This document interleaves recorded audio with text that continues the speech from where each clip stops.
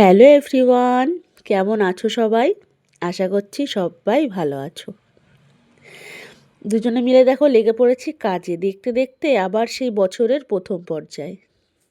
এই যে বিচুলি এসেছে মাঠ থেকে, সেগুলোকেই দুজনে মিলে গুছিয়ে তুলছি। যেহেতু আমাদের নিচে বেশি জায়গা নেই, তার জন্য বেশিরভাগ কাজের জিনিসই আমাদের ছাদে গুছিয়ে রাখতে হয়।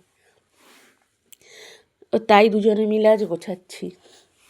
এই যে প্রথম পর্যায়ের এই গোছানো সব কিছু এক জায়গায় করা, এর মধ্যে না আলাদা একটা মজা আছে জানো তো, আলাদা একটা অনুভূতি কাজ করে।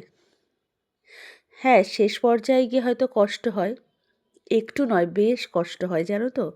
যখন দিনের পর দিন রাত জাগতে হয়, ভীষণ কষ্ট হয়।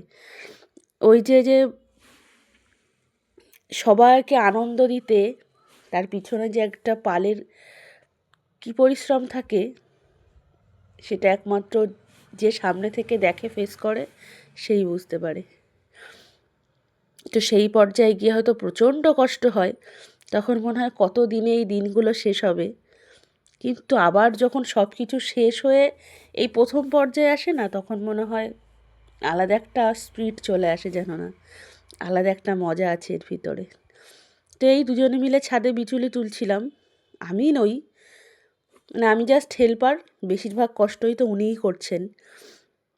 তো কাজ করতে করতে হঠাৎ বড়মশাইয়ের পেয়েছে চা পিপাসা। বড়মশাইয়ের একটা বদ অভ্যাস আছে জানো তো, লোকজন থাকলে এমনিই তো বেশি বেশি চা হয় বাড়িতে, তো লোকজন না থাকলে তার যেন আরও বেশি চা পিপাসা পায়। তো তার জন্য হঠাৎ করে চা পিপাসা পেয়েছে, আমি এসেছি চা করতে, আর ওদিকে একা একা যতটা পারছে তুলছে বিচুলি। তারপরে চা করে নিয়ে আমিও যাব।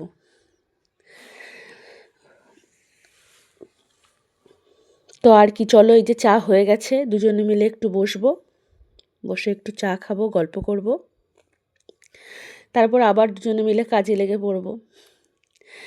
দুজনে মিলে কাজ করার মাঝখানে না আলাদা একটা মজা আছে, একে অপরের পাশে থাকারও আলাদা একটা মজা আছে, তাই না?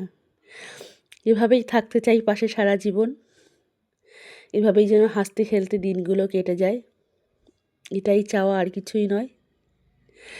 তো চলো একটু চা খেয়ে নিই। তোমাদের ভিডিওটা কেমন লাগলো অবশ্যই আমাকে জানিও।